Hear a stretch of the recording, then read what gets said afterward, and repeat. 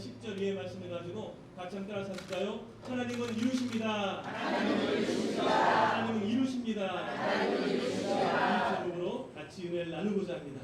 오늘 모세 이야기인데요. 모세 이야기는 참 할 말이 많습니다. 그러나 그 본문에 집중해서 우리가 어떻게 하나님이 이루신 일들을 함께 동참할 수 있는지 보고자 합니다. 첫 번째 보는 것은 하나님의 쓰심은 나의 배경과는 상관이 없습니다. 같이 볼까요? 하나님의 쓰심은 나의 배경과는 상관이 없습니다. 하나님은 전지전능하신 하나님이시기 때문에 모든 것을 하시고 모든 것을 다 하실 수 있어요. 그래서 하나님 스스로의 권능으로 스스로 일하실 수도 있지만, 그러나 하나님께서는 사람을 택하셔서 일꾼을 택하셔서 그 일꾼을 통해서 일하십니다. 자, 그런 가운데 하나님이 부르시는 거죠. 하나님의 사람을 부르시는 거죠. 그럴 때 대부분의 분들이 보면요, 하나님 저는 못해요, 저는 부족해요, 이렇게 고백하는 것을 보게 됩니다. 또 그도 그럴 것이 저 역시 마찬가지입니다. 가만히 생각해 보면 어찌 사람이 하나님의 일을 감당할 수 있겠습니까? 참 이해가 안 되잖아요. 도저히 이거는 말도 안 되는 것이죠. 그런데 하나님께서는 하나님의 사람을 부르시고 일꾼 삼으셔서 감당할 수 있는 은혜와 능력, 놀라운 하나님의 역사도 더하여 주인 줄 믿습니다. 그래서 가만히 보면 하나님의 부르심을 받은 사람들 보면요, 부족합니다. 연약합니다. 한없이 초라합니다. 그래서 보면은 마찬가지로 우리의 배경, 우리의 학벌, 우리의 힘, 우리의 건강 모든 것이 다 부족하다 할지라도 부르신 분이 하나님이시라면 하나님께서 능히 감당하게 하실 줄로 믿습니다. 모세도 그랬죠. 모세의 삶이 몇 세까지 살았어요? 모세가요? 몇 세 하나님 부르심 받았습니까? 8세. 몇 세 천국 갔어요? 120세. 성경을 많이 읽으셔서 그렇습니다. 이 시간에 읽으셔야 되는데 모세가 120세를 살았잖아요. 40년 구분되는 건 기억하시죠? 예, 첫 40년은 애굽의 왕국에서 40년이고 그때는 내가 뭔가 할 수 있다. 이 굉장히 혈기왕성하고 자신감이 충분해서 살았는데, 그런데 마음 가운데에 이스라엘 백성을 사랑하는 그 마음 가운데 애굽 사람을 쳐 죽이고 이제 40세 이후에는 어디에서 삽니까? 미디안 광야에서 광야 생활 40년을 또 하게 되는 거죠. 자, 그러할 때 여러분 출애굽기 3장 말씀 보면요, 이렇게 시작하죠.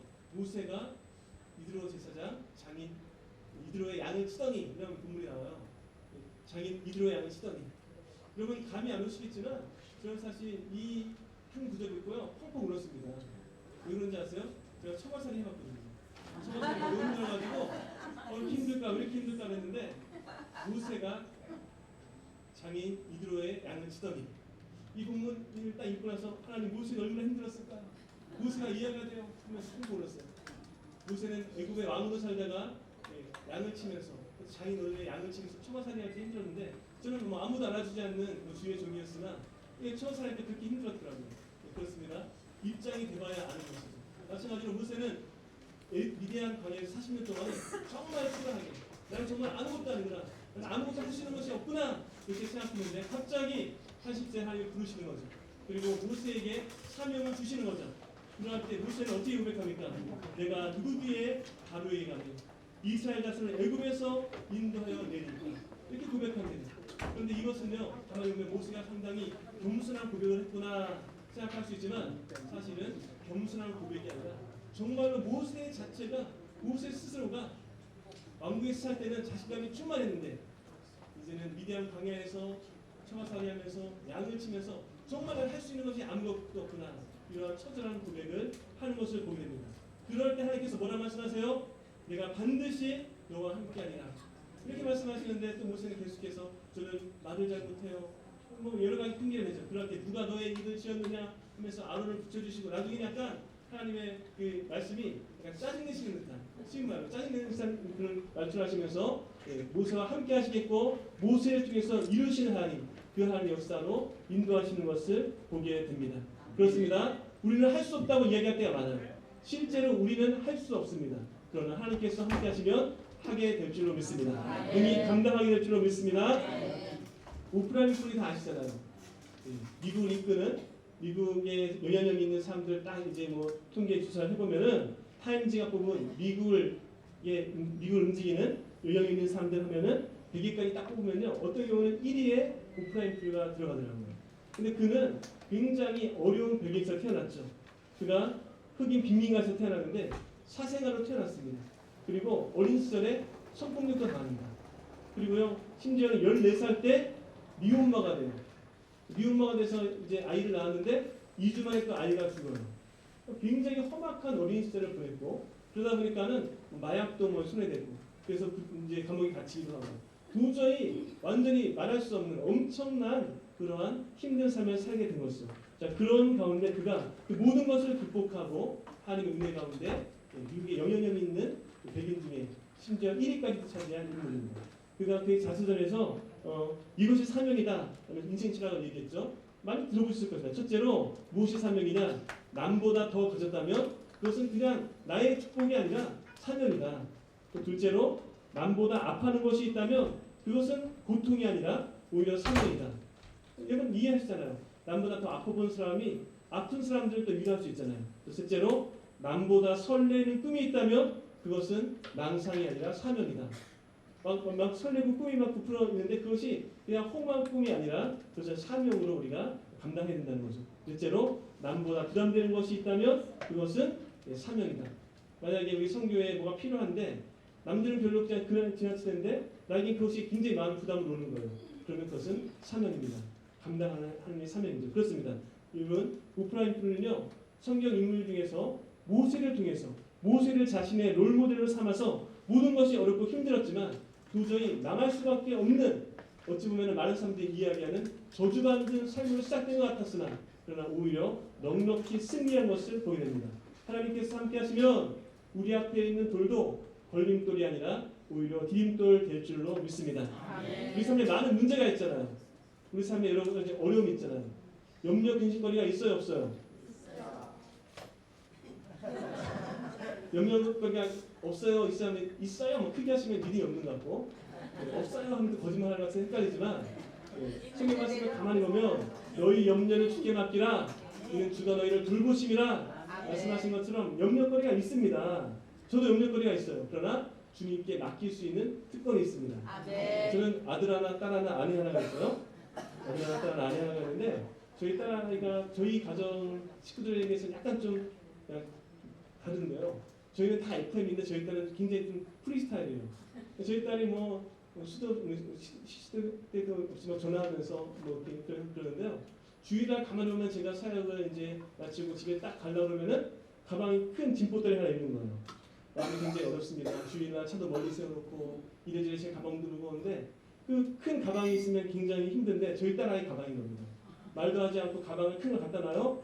그러면은 마음이 어렵죠. 그런데 중요한 것은 저희 딸아이가 가방을 딱 갖다 놓으면요 말도 안 하고 갖다 놨다 할지라도 그 가방은 제가 꼭 지고 갑니다. 왜냐하면 그 가방 속에는 월요일날 학교 가서 꼭 필요한 책도 있을 것이고 이래저래 여러 가지 것이 있기 때문에 제 가방은 못 가져가는 한이 있어도 제 딸아이 가방은 꼭 가지고 가요. 짜증이 났으면 힘듭니다. 오늘도 어쩌면 가방이 있을지도 모르겠습니다. 그런데요 어느 날 제가 그 제 딸아이 가방을 이 짊어지고 제 가방 들고 또 뭐 짐보따리 이것저것 들고 가면서 이게 우리 딸이 힘들게 할까라고 하는데 갑자기 떠오르는 생각이 있었어요. 이것이 믿음이 아닌가. 만약에 저희 딸이 옆집 아저씨한테 맡겼다면 모르는 사람한테 맡겼다면 그것은 잘못 맡긴 거지만 그래도 아빠인 줄 알고 아빠한테 맡겼잖아요. 그리고 그냥 집에 가버리니까 아빠가 집으로 분명히 내 가방을 가져올 거라는 믿음을 갖고 집에 가니까 제가 가져가는 거죠. 이것이 정말 우리의 기도가 아닌가. 우리가 그런 얘기 많이 듣지 않습니까? 예배 드릴 때 기도할 때 주님께 맡기세요. 맡기면 행복합니다 라고 말씀 많이 듣는데 기도 끝나고 예배 끝나면 어떻게 한다고요? 다시 그 짐보따리 들고 집에 가잖아요. 그런데 믿음은 하나님께서 우리에게 주신 특권은 뭐예요? 맡기고 온전히 주님께 맡기고 내 것 아니라고 선포하는 것이죠. 마치 저희 딸아이가 저의 의지와 상관없이 맡기고 집에 가는 것처럼. 그래서 저희 딸아이 통해서 많이 배우는데 여러분 그렇습니다. 염려거리가 있습니다. 문제가 있습니다. 그러니까 주님께 맡겨버리면 주님 의지하면 주님께서 맡아주시고 한 역사가 임할 줄로 믿습니다. 구절을 보는 것은 나의 손에 무엇이 있는지 주목해야 합니다. 같이 볼까요? 나의 손에 무엇이 있는지 주목해야 합니다. 다윗이 골리앗을 넘어뜨릴 때, 골리앗을 쓰러뜨릴 때 그는 갑옷도 있지 않았습니다. 손에 칼과 창이 있지 않았습니다. 그의 손에 뭐가 있었어요? 막대기와 물맷돌이 있었습니다. 도저히 골리앗을 쓰러뜨릴 만한 그런 무기가 아니었는데 하나님께서는 다윗 손에 들려있던 막대기와 물맷돌로 골리앗을 쓰러뜨리게 하셨습니다. 가만히 보면 또 모세의 손에 지팡이가 들려져 있었는데 하나님의 지팡이가 모세의 지팡이가 되니 이제 모세가 홍해를 치면 물이 갈라지고 또 마라에 쓴 물을 쳤을 때 그 물이 달게 된 것을 보게 됩니다. 그렇습니다. 남들이 보기에는 우리 손에 쥐어진 것이 마치 막대기처럼 지팡이처럼 아무것도 아닌 것 같지만 하나님 자녀에게 하나님 일꾼들에게 주어진 것은 하나님이 주신 귀한 축복이요 능력인 줄로 믿습니다. 그러므로 나의 손에 주어진 것이 무엇인가, 나에게 허락된 것이 무엇인가, 그것에 주목할 수 있기를 부탁드리겠습니다. 이런 약점처럼 보인다 할지라도 그 약점이 오히려 하나님 들어쓰시는 귀한 도구가 되어질 때 장점이 되어주고 하나님의 능력이 되어질 줄로 믿습니다. 1940년도에요. 미국 테니스주에 클라스비라는 마을에 태어난 1.8kg 태어난 아이가 있었습니다. 그 아이가 무려 19명의 언니 오빠들의 동생으로 태어났는데요. 그가 누군지 여러분 아세요? 윌마 루돌프라는 사람입니다. 이분이 5살 때 소아마비가 걸리게 되고요. 그 당시만 하더라도 소아마비가 걸리게 되면 평생을 장애인으로 살거나 심지어 죽을 수도 있었어요.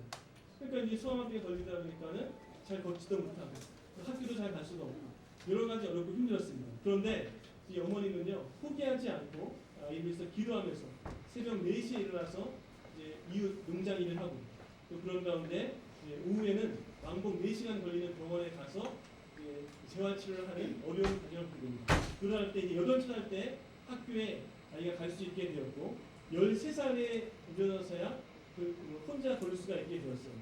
운동도 열심히 했습니다.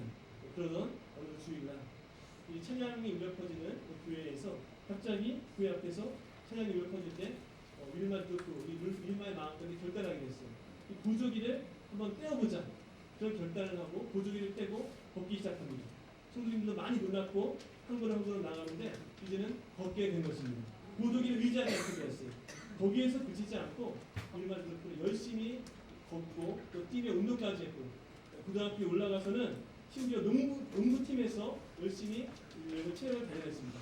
그런 가운데 농구팀에서 많은 경기를 하는 가운데 경기에서 진 게임이 있었는데 거기에 대학 육상 코치가 있었어요.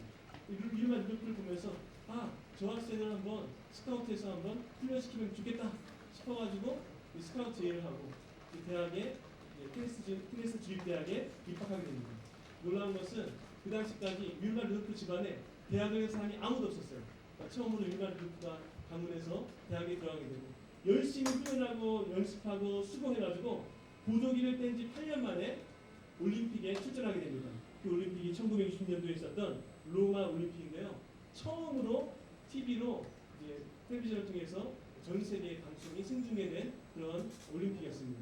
그래서 윌마 루돌프가 5살 때 소아마비에 걸리고 여러 가지 어려움을 겪었으나 이 로마 올림픽에서 100m 경주에서 우승을 차지하게 됩니다. 그리고 200m, 400m 계주 경주에서도 우승을 차지하게 됩니다. 사람들은 많은 또 주위의 사람들이 윌마 루돌프가 소아마비로 태어난 것을 보고 소아마비를 겪은 것을 보고 성장 과정에 많은 어려움이 있는 것을 보면서 많이 얘기했겠죠. 윌마가 도대체 걷기는 제대로 걷겠어? 저렇게 애를 쓰지만 뛰기는 뛰겠어? 뛴다 할지라도 얼마나 뛰겠어? 이렇게 얘기를 했겠지만 아니 의사선생님조차도 그는 평생 장애를 앓을 수밖에 없다고 선포했지만 거기에 귀를 기울인 것이 아니라 세상 사람들의 말에 귀를 기울인 것이 아니라 하나님의 은혜에 집중하고 오히려 몸에 장애를 갖고 어려움을 갖고 태어났지만 하나님이 주신 은혜를 따라서 그것을 극복하며 나아가는 줄로 믿습니다. 그럼 우리에게 주어진 것이 어렵고 힘들 때가 많아요. 문제가 다 있습니다. 그러나 그 문제를 통해서 하나님께서 일하실 줄로 믿습니다. 성경을 가만히 읽어보면 어디 될 것 같은 사람이 됐습니까? 농부가, 목동이, 또 심지어 아무도 알아주지 않는 초라한 그런 사람들이 하나님께서 부르시고 예수님께서 부르시니까 하나님의 일꾼 되어지고 주님의 손에 빌려지니까 우리 하나님께서 함께 하시니까 성령님께서 동행하시니까 우리 사람이 할 수 없는 것 하나님께서 하게 하신 줄로 믿습니다. 우리에게 주어진 것에 감사하고 환경이 어렵고 힘들면 그렇기 때문에 하나님의 도우심이 더 필요한 것이고 내가 정말 배경이 좋아서 주어진 것이 많아서 했다면 내 힘으로 할 수 있는 것이지만 내가 했다고 얘기하지만 오히려 없는 것이 많기 때문에 할 수 없는 것이 많기 때문에 하나님께서 하셨다고 간증하게 될 줄로 믿습니다. 나의 손에 주어진 것, 내게 허락하신 것에 감사하면서 힘있게 하나님의 이름을 높일 수 있기를 예수 그리스도로 축원드립니다. 같이 고백할까요? 주어진 것에, 주어진 일들에, 주어진 환경에 감사하겠습니다. 주어진 일에, 주어진 것들에 최선을 다하겠습니다. 세 번째 보는 것은 실패를 두려워하지 말라는 것입니다. 같이 해볼까요? 실패를 두려워하지 맙시다. 개인적으로 운동을 굉장히 좋아합니다. 안 그래 보이잖아요. 운동 좋아합니다. 야구를 특히 굉장히 좋아하고요. 몇 년 전까지는 이제 야구장 나가서 야구들만 하고 그랬어요. 요즘은 뭐 팀이 없어가지고 못 하고 있는데, 근데 야구는 사실 통계 어떤 수치 그런 이제 기록이 굉장히 중요한 경기인데요.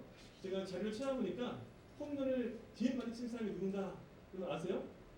대부분 여성분이기 때문에 야구를 별로 안 좋아해요. 누군지 혹시 아세요? 어떻게 아세요? 보통 약간 관심이 많으신 분들이 베이브 루스가 아닌가라고 얘기하는데요. 베이브 루스는 714개를 22시즌 동안 쳤고요.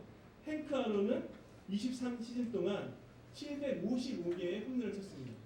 그리고 베이브 루스는 백인이었고요. 행크 아론은 흑인이었어요. 그러니까 결이 다른데, 그런데 700개가 넘는 홈런을 쳤습니다. 행크 아론은 1등이 맞습니다. 그런데 놀라운 것은 이 홈런을 이렇게 쓰는데, 홈런을 많이 치면 뭐가 또 많을까요? 삼진. 알겠습니다. 예술을 잘하시는데요.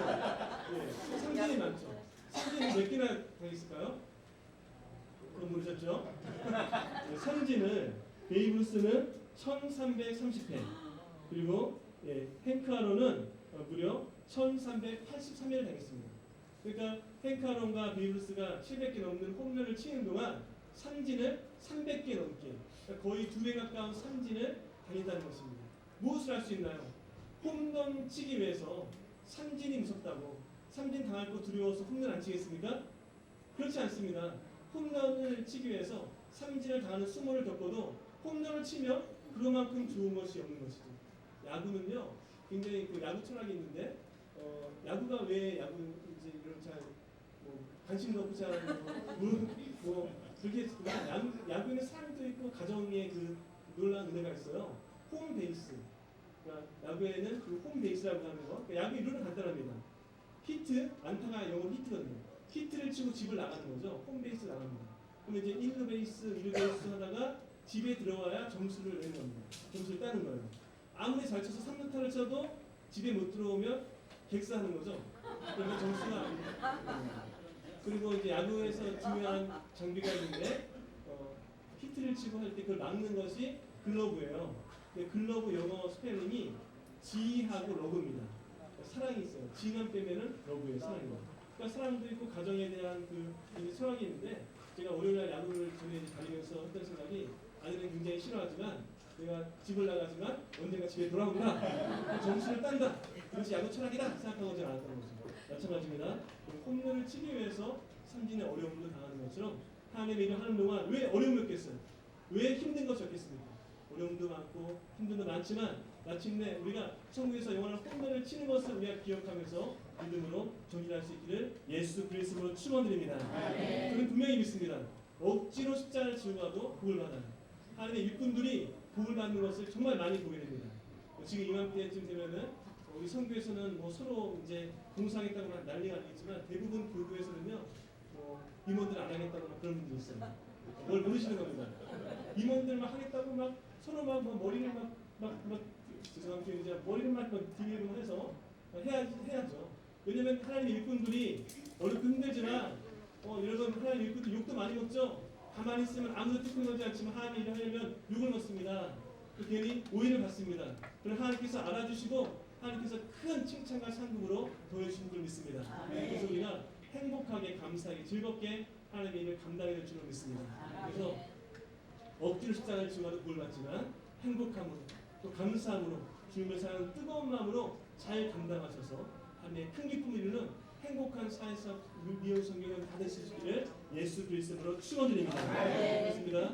그곳에 자신의 힘으로 하려고 할 때 그는 큰 실패를 하고 광야의 삶을 살 수밖에 없었지만, 그러나 하나님께서는 광야에 있다 할지라도 하나님의 일꾼을 부르시고 내가 너와 함께하니 할 수 있다고, 내가 도와주겠다고, 내가 함께하니 반드시 기적이 일어난다고 격려하시면서 광야에서 하나님의 놀라운 은혜를 체험하게 하신 줄로 믿습니다. 광야 같은 삶을 살지만 주님의 손잡고 우리에게 주어진 것에 감사하면서 넉넉히 기쁨과 감사와 즐거움으로 하나님의 이름을 마음껏 드릴 수 있는 행복한 우리 모두 될 수 있기를 예수 그리스도로 축원드립니다.